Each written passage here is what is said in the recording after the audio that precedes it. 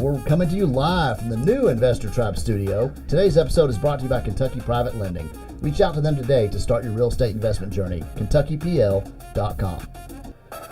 I'm Hampton Skurlock. I'm Milton Ali, and you know, real estate can be really daunting and sometimes confusing. We're here to take the guesswork out of that. Facts. So join the Investor Tribe. We're here to help. And today we've got Brian Rios, a friend of mine. So he's a master at the midterm rentals and co-living. He has a company called Hobnob. No, you guys, 7 years. Tomorrow's going to be 7 years. Well, 7 years. Okay, wow. So quite a while. He's going to inform us, how co-living works, difference between short and midterm rentals, furnished rentals, how to advertise them, how the benefits and the increased cash flow you can get. And didn't you say we're going to learn everything in this podcast about midterm rentals today? Everything. All that we can squeeze. No pressure. No pressure. Yeah, just everything you need to know. Yeah, because go regurgitate it, get it all out there. Get it all out there. Let's go. I'm excited because this is going to be the podcast where you learn about midterm rentals. So I'm super excited about this. Thank you. All right, my pleasure. And that's probably a good place to start is what is a midterm rental versus a short-term rental versus the co-living? I know there's different. Yes, absolutely. So short-term rentals are anything 30 days and under. Okay. And a midterm rental is anything above 30 days but less than a year. So once you sign that 12-month agreement, now you're at long-term rentals. Okay. Hobnob, we are month-to-month from day one. So exclusively month to month. Correct. We don't have to be. There's other midterm operators that they do 3-month minimum, 6-month minimum. But what we've seen is like people want their flexibility. So it's like month to month from day one. We don't want to tie you down. And if you're not happy, you're good to go. But if we're not happy with you, we can just give you a non-renewal. So that's the beauty of it. Love that. Okay. So 30 days or less for short term. Correct. 30 days to a year for midterm. Mm-hmm. Then a year for longer for long term. Yeah. And the co-living, what's so co-living is whenever you buy a single family home. It doesn't necessarily have to be a single family. We have a fourplex that we do this with, but you just rent the bedrooms out inside the units. So right now, our biggest single family home that we have is a 12-bedroom mansion that's right on the river. And we rent those out by the room. So that's co-living when you just rent the rooms out, and then the other spaces, the common areas are shared. Living rooms, most of the time, the bathrooms, laundry rooms, dining rooms, all those. That is amazing. That is fascinating. So was that, and I'm sure you're going to get into this a little bit later, was that purchased with that in mind, or was that converted later? Because purchasing with that type of ROI or cash on cash return. Mm-hmm. So that's just to try to, I know you're going to get into it later, but just that specific. So with this property, we got lucky. The owners, it was already an 11-bedroom house. We had it at the 12th bedroom, but the owners, they were trying to sell a mansion with 11 bedrooms because they had foster kids. And people that look for that type of living, they don't want 11 bedrooms. They want 3-4 bedrooms. And then the other space is just some type of activities, entertainment centers, gyms. So he had it on the market for a good solid year. And then I met him through my mom, and my mom told him what we did. And he said, okay, well, my property might be right up his alley. And it was. Well, that's awesome. Shout out to foster parents. Absolutely. I'm a big proponent of that. And so, Brian, how did you get started with midterm rentals? How did that even happen? So I went to IU and graduated with a business degree, and my dream was to climb the corporate ladder, right? Work for a job where I flew around the world. I watched a movie when I was young, and I saw this guy. He worked for a large corporation. He traveled the world in airplanes, and he went to these fancy cocktail parties and all the ladies. And I was like, I don't want to be that guy. That's kind of what my thought was. I'm going to go to school for business, and then once I graduate, I'm going to work for a large corporation. So I landed a job at GE about 3 months after I graduated, and I thought to myself, finally, I've made it. I'm going to climb that corporate ladder. I'm going to be on a private jet, working for GE. That was my dream, right? Around 4 months go by, and I just bought a new house, and I bought a new car. And GE calls me, and they're like, hey, listen, we are downsizing. We're going to have to let you go. Oh, my heart dropped. I was like, oh my God, how am I going to pay my bills? I just bought this new house. I put so much money down for it. And I just bought a new car. My son finally has his own room. So I thought to myself, okay, I went home and cried that night. And then the next morning I woke up and I said, okay, I'm not going to lose this house. Back in college, I actually rented a house out, and it was a 6-bedroom house. And after I got some roommate buddies, I was practically living rent free. After I got their portion of the rent, I had to come up with maybe $25, $50, if that. So a light bulb didn't go off because I wasn't making any money. And I was a server back then. So this go around, I'm like, okay, I'm not going to lose my home. So I'm going to get some roommates and I'm going to go back to serving until I find that other corporate job. So I found these roommates, and they weren't college students. They were working adults. They could afford more in rent. After about 2 or 3 months go by, I'm sitting here doing my finances and I'm scratching my head. Wait, this can't be right. Not only is everything, the mortgage, the utilities, the taxes, the insurance, not only is all that getting paid for, I'm making an extra $150 a month. A light bulb went off. Oh my God. What if I can find a house that didn't cost as much as my house did and has more bedrooms? So I spent 2 weeks in the basement doing research, and long story short, I am now at 75 units with a hybrid between private midterm rentals and co-living. Yeah. That is fascinating. That is fascinating. Came out in 2 weeks in a basement. Like we should all do that. Lab, dude. In the lab. I mean, literally you cooked up hot knob just by that. So that is definitely fascinating. Yeah, absolutely. I love it. I totally love it. Yeah. And so in your journey, so you went from 1, and then, so I know you went from 1 to 75, but what was number 2? Yeah. So that one was a 4-bedroom house in New Albany. And since I lost my job, I researched a house and I called my lender. I was like, hey, can I get a loan on this? And he said, well, you just lost your job at GE and you were not making that much money serving. So yes. Go. I was like, don't tell me no, tell me how. Right. I don't want to hear no. I want to hear how. So he said, okay, how much money do you have? And I told him, he's like, well, you're gonna have to put all that down and your mom is going to have to co-sign for this property. It's going to have to go under her name. I said, done. So I called the realtor and I was like, hey, tell the sellers that I'm going to go ahead and put what they're asking for, but I'm going to double the earnest money. She's like, why would you do that? And I told her, I said, I don't want to talk myself out of doing this. I just don't.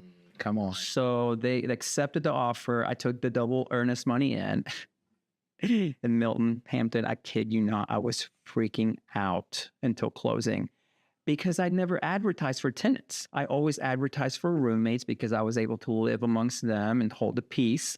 But then it kicked in. Oh my God, what am I doing? I literally put all of my savings account into this house, and my poor mom had to sign for it. And this is non-owner occ. Exactly. So they do. Yeah. So, and the entire time I'm thinking, oh my God, I'm actually having to advertise for tenants, and well, what if they don't get along? My dad, he told me horror stories of tenants like trashing people's houses. And I was like, I couldn't sleep at night. And the day, it took 2 or 3 weeks to close. And I remember the day of closing, the sellers gave me the keys and I met my first tenant at that property. And then 2 weeks later, it was full. And were you doing a mixed, man and women, all men, all women? The first property was all men because that's kind of what I did in college. I had roommates, but I wasn't trying to advertise as all gentlemen. I was just looking for roommates. And whenever someone I was advertising on a platform that's big, pretty known, but so no girls or ladies would want to live with a guy, for the most part, the way that I was advertising for roommates. But this go around, I was kind of advertising for tenants like if they were my roommates. And I remember one day thinking, okay, so there's 4 bedrooms, and I did the math, and I'll be making an extra $600 a month in profit. I still called it profit. I had no idea there was this huge real estate world out there. So, and then I thought to myself, okay, what if I stay in one of the rooms? That way I can hold the peace. Well, no, because then I'll be breaking even, and I'm not doing this to break even. So, yeah, 2 weeks later, the house was full. But about 2 or 3 months after that, they all started having problems amongst themselves. Yeah. Okay. So because my assumption would be that if you set up the midterm rental full, there'll be no problems. There'll be no issues whatsoever. Everyone lived in peace and harmony. Everybody cleans the bathroom. Everybody Oh my washes the God. dishes, takes out the trash, right? I think Kumbaya afterwards. And it was completely perfect. So is that what you're going to tell us? No, it was not. Oh, okay. So after 2 or 3 months go by, they all know that I'm the owner, and they keep calling me with issues. And I'm thinking, okay, listen, guys, or house meeting. Let's all meet at the house on this date. So we did. And one by one, there was 4 of them. I said, okay, what's your problem? What's your issue? Well, I buy all the toilet paper. And then whenever I go out of town and I come home, there's never any toilet paper. I said, okay, what if we buy the toilet paper? Is that okay with you? He said, yeah, that's fine. Okay, next one. What's your problem? Well, I clean and clean and clean. I do a lot of the detail cleaning and nobody ever does detail cleaning. I said, okay, what if I hire a cleaning crew that comes in here once a week and we'll detail the common areas? Like we'll bleach the bathrooms, we'll mop, we'll sweep, but you guys still have to keep up after yourselves, like wash your own dishes and that kind of stuff. Does that solve your issue? He's like, yeah, that's fine. Okay. The next guy, he's from India. I was like, well, what's your problem? He said, well, I'm from India and I like it really hot. And thermostat up to 76. It keeps There's that. Yeah, it keeps going. Oh, there is that. Someone Yes. keeps bringing it back down. That. Oh my. 70. I was like, oh, that's hot. So I told him, I was like, okay, what about this? I'm going to buy a Nest thermostat where you can set the range, and I'm not going to let it go from 68 to 72. That's the only range. And back then, I just heard, don't let your tenants have space heaters. So that was the only rule I gave them. You can't have a space heater in your room. And I told that ending, I was like, but I'll allow you to have a space heater in your room. Does that work for you? He's like, yeah, that's fine.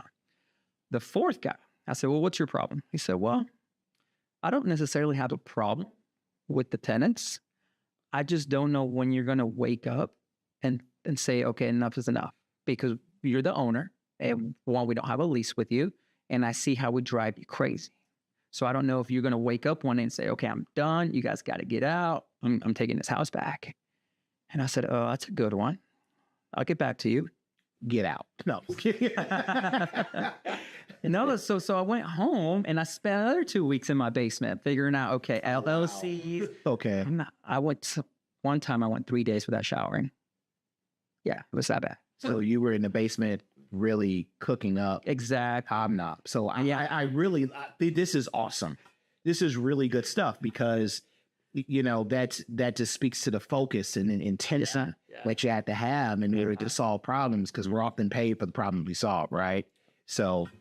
And I did. I mean, I figured out how to create my own LLC, how to start my own website, leasing agreements. Oh my God. There were many platforms that offered you a sample of a lease agreement. And I'm thinking, this doesn't work for me because I was renting out by the room.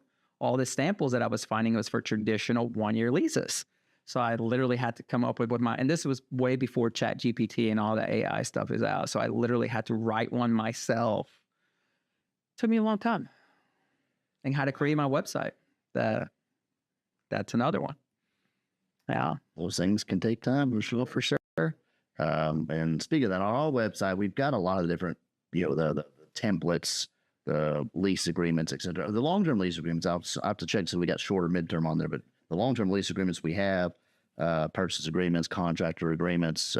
You can go at inbtribe.com for that. Yes, we try to make it as easy as possible and get you access to this information, because it's not easy if you're not time, energy, money to dedicate to that. And I know I'd go to some of those legal sites sometimes, but I need this type of letter, and it'd give you a sampling, or you couldn't print it off, or they want $39.99 a month. And sometimes they're not state specific. Yes. And so you pay for something, or you spend a lot of time, something you can't even use. Yeah. So, but we got some disclaimers on our website that say, make sure you get this reviewed, or what's good in our state, and, consult an attorney on such matters. But so we're not giving legal, investment, or tax advice here. We're just saying, hey, we're here to help, give you some templates, give you something to go on, and then you can have it reviewed or have your, And I wish I would have had access to something like this, because it would have saved me a ton of time and headache. And it was a 4-year learning curve, honestly. And that because I was pride, I was like, oh, I can do it all myself. I can do it all myself. No one's going to Famous last words. And then whenever I realized I can't be the best at everything, I'm only human. And then I started being like, okay, I'm going to hire a property manager. Okay. Oh, that's a little bit off my plate. Yeah. So my time is worth more is what I'm trying to say. My time is the most valuable thing that I have. That does make sense, Brian. And so what we're going to do is now move from, so now we're seeing how you had to get on your journey, because I love that. I love that there's growth in the journey. There's a lot of that. Then you started helping others. How did that journey start? So I just recently started wanting to help others. And it was mainly because of my brain cancer that I had. I was still a little bit cocky and prideful before my brain cancer. And after I woke up from my surgery, I couldn't talk, I couldn't write, and I couldn't type. So that was my gift that God gave me. And he took it away. And I sat there thinking, why does he take it away? Like, why? It's because I wasn't helping people. Helping people is the greatest feeling ever. Yeah, materialistic things, they feel good. If I buy a Ferrari, it's going to feel good for 2-3 weeks and then it's gone. But if I help someone, I foster a little 8-year-old boy. When I'm 80, I'll be able to think of that moment and it'll still feel good. So that's kind of why I think God gave me the brain cancer and took my speech away, because he wanted me to realize that, hey, you're not helping people. You're being greedy. You're making a lot of money. You're not helping anyone. Yeah, you might give to charities and here and there, but that's not enough. You got to show people what you do. So, and that was in November 2021. Yeah. Wow. Mm-hmm. So now you're on a mission to educate, inform others, or help them build wealth and better themselves. So this is the greatest feeling ever, where you just have your property set up on a system and you're literally making money while you sleep. I could literally go to another country for 6 months and I would still make the same amount of money. If I love that, how you have looked at being in the service of others. And that's what Investor Tribe is all about, is what we consider talent. And that talent, like we teach a framework at the Investor Tribe about CEO, create the energy or conduct the orchestra, engage talent, own the results. And so much of that is in engaging talent. And we see talent as individuals who achieve mastery and lifts up the other. Mm-hmm. We find that, Scott Galloway often talks about how greatness is found in the agency of others. Mm-hmm. So when you surround yourself with people that are others focused, it's like there's a greater goal that is there. And it's so important to be able to do that. Mm-hmm. And so what I'm going to do is take a short break. Drew, can you cut the check? We got some bills to pay and we'll be right back. Hi, I'm Brian Rios, and I am owner and founder of Hobnob. We specialize in midterm rentals, and we have been doing midterm rentals for about 7 years now. I have a course that I've worked on. It's called Digital Mastery Program, where I literally show you step by step on how to analyze your market, all the way down to how to run your midterm rental property.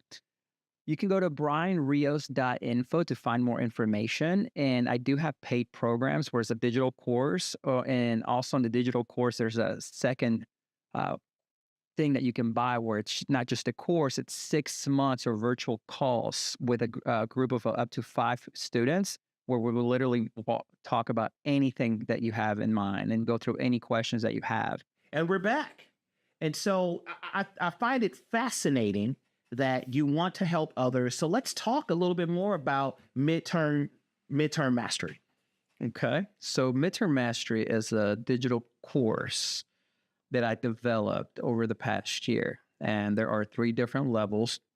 The first level is just the course itself. It's just a digital platform where you go and you learn how we at Hobnob, we analyze the market, how we find the deals, how we negotiate the deals, all the way down to how we manage the property itself. And this is all online and you can go at your own pace, and it's pretty much a rinse and repeat formula. And it's going to be a live course. It is a live course where I regularly update it with more information and different strategies that I've used throughout my entire real estate career. And I want to keep updating it because I'm really passionate about midterm rentals. So the more I learn, the more you guys are going to know. And it's lifetime access, one time charge. That is awesome. And what's the website for that?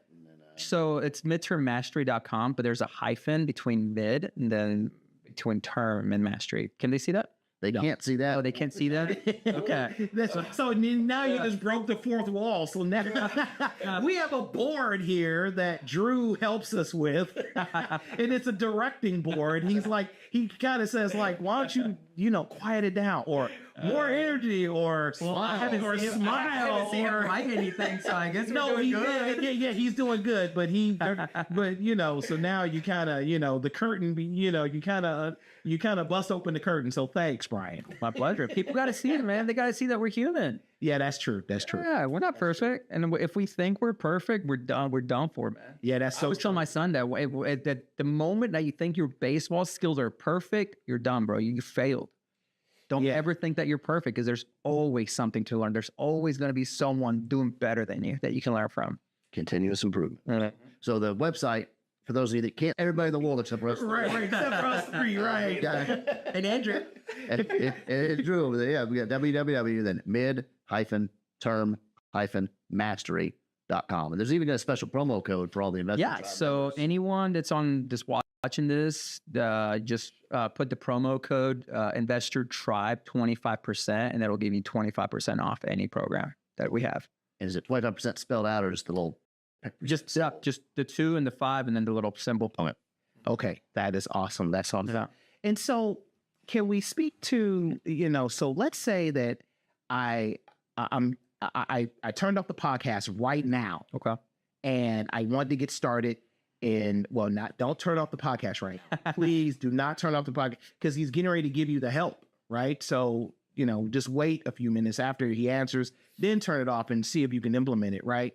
So take the course and then go out and implement. However, if someone said, hey, I love what you're talking, I love your story.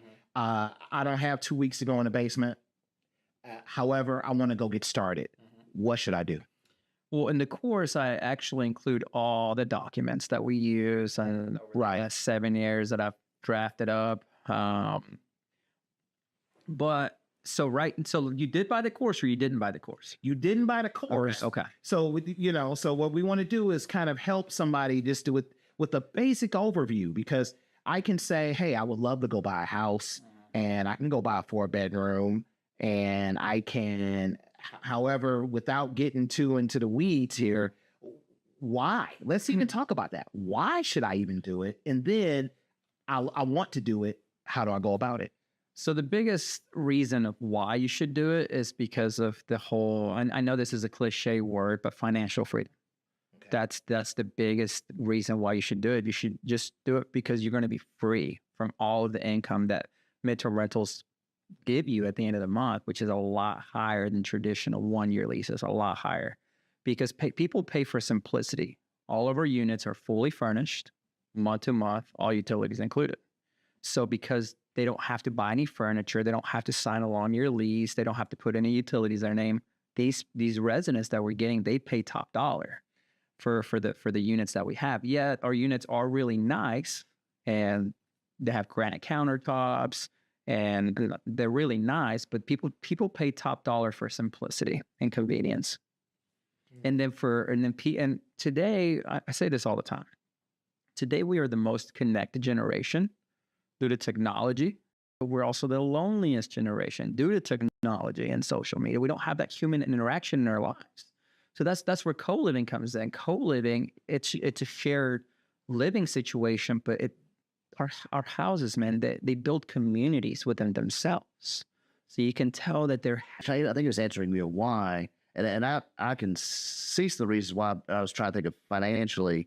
If there's a 4 or 5 bedroom house, if it would normally rent for $2,000, in a certain market, I'm just throwing numbers out there. If you had says a 5-bedroom house went for $2,000, some markets it's different, some it's high, some it's low. but we're just throwing numbers out there. If you had a hobnob house with 5 individual, rooms in a common area, what would rent like, or what look like on that, and what would you profit doing long-term rental? What's the short-term rental? Like, what type of difference is there? Gotcha. So yeah, so there's a lot of benefits with renting out by the room. And one of the biggest ones is that you are never 100% vacant ever. Because with a traditional 1-year lease, you have one tenant, one lease. And once that tenant moves out, you're at 100% vacancy. But with us, since we rent multiple rooms, the worst we've ever had, even since I first got started and I didn't know anything, was like 25% vacancy. That's the worst I've ever had. Wow. With renting by the room. So that is a bar, right? Yeah. So when you're thinking about long-term rental, you can be out, you can have a 50%, occupancy rate, and you are thinking about selling property at this point, right? However, you've always had mostly a 75% or higher occupancy rate. Yeah. Now, do you find that because you're thinking of rooms, 4 bedrooms or 6 bedrooms or however many bedrooms you have on hand, has there ever been a situation where you're thinking, okay, I got 100 doors and I got 100 bedrooms right now? Some event in one of the cities where you own property, there is an event that takes place, and now you are forced to deal with migration or, those types of moves where things happen. You get a whole group of travel nurses, and all of a sudden the task is over for several of them. The contract's over for several of them. And now you're forced with, have you ever run, are you ever up against things like that? I'm sure you guys are aware there is a shortage of housing in these next few years. And with that, as human beings, we have 3 necessities: water, food, and shelter. Right. That's it. We're always going to pay for those 3 things before we go out to the movies, before we buy anything that we don't need. So shelter being one of those necessities. Is there a risk? Yeah, there's a risk with everything. But I feel like real estate, it has the lowest risk that's out there. It's real. You could touch it. Not like the stock market where it's paper. And if it crashes, you're done for. You don't have nothing to show. With real estate, it's real. Like I said, you can touch it. And even though it went down in value, I'm sure you guys already know, but real estate has always gone upwards. It goes up and down, but it's always gone in an upwards trajectory. So real estate today, I was actually watching, I saw a fact about this. In California, it went 650% higher than it was in the early 1900s. And in this area, Louisville, it was like 350% than in the 1900s. Right. So your clientele is pretty much individuals that are thinking through, they want to occupy for a longer period of time in the grand scheme. So yeah. Is there a tenure to the average tenant? Yeah. So our leases are month to month, but our average tenant stay is 8 months. And we have a gentleman that has been with us almost 5 years.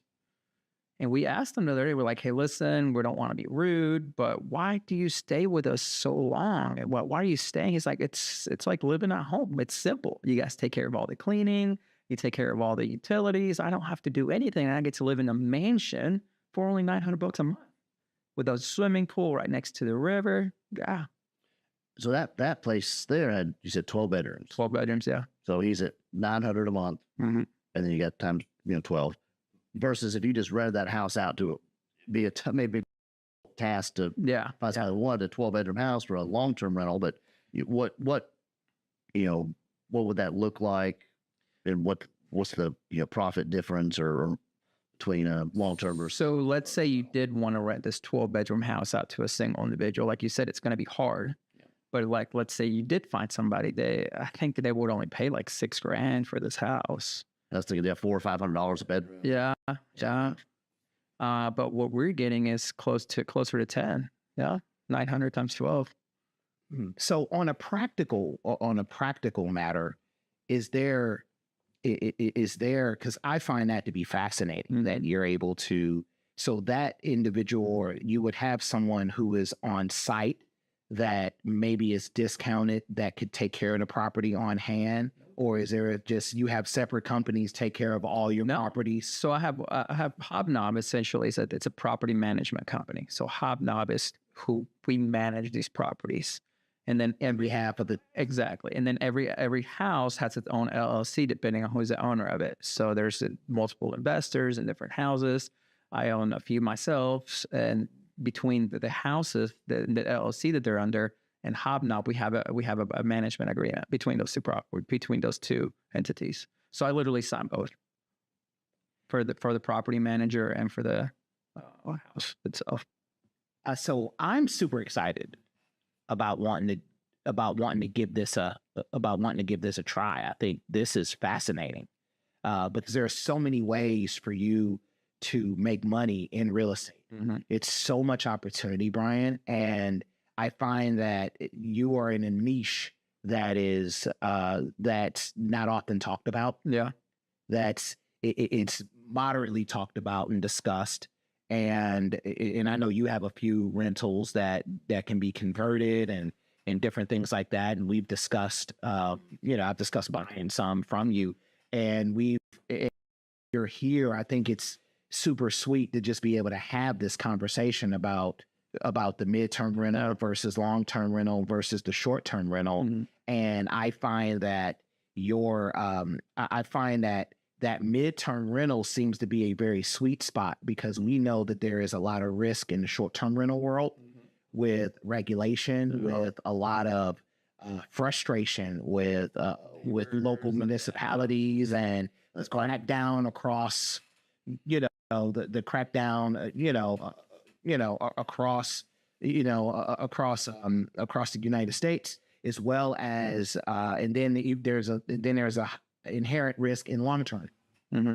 And so you have that long term because the margins are not as high. Yeah, but it seems like that midterm is super sweet. So, and whenever I first got started doing this, I had no idea that I was entering a world that today would be in such high demand. No idea, because at first it was out of necessity. Whenever I closed on my second investment property, I was still trying to find that corporate job. I just figured I'd do this on the side for now. I didn't even know about zoning whenever I closed on my second investment property, which is important to check into for all you out there. If you're going to do it, because here in Louisville, the city looks at room rentals as a negative thing, like a boarding home. And I mean, I get it because back in the early 1900s, there were slumlords and parts of the town where they would just like cram everyone that they could inside of a house, and it was safety issues. So Louisville literally cracked down on rooming houses. But here we are trying to do it better, more professional. We have certain policies in place. We do credit checks on everybody, background checks. We verify income. We ask for a full month deposit. Like, we do things to protect our tenants. And our average room, just the room only, is like $750 a month, $800 between that is just for the room. I love it. And we want you to skip the guesswork. Join Investor Tribe. Go to invtribe.com.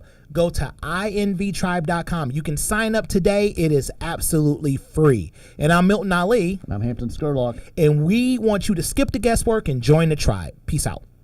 The Investor Tribe podcast is for educational and entertainment purposes only.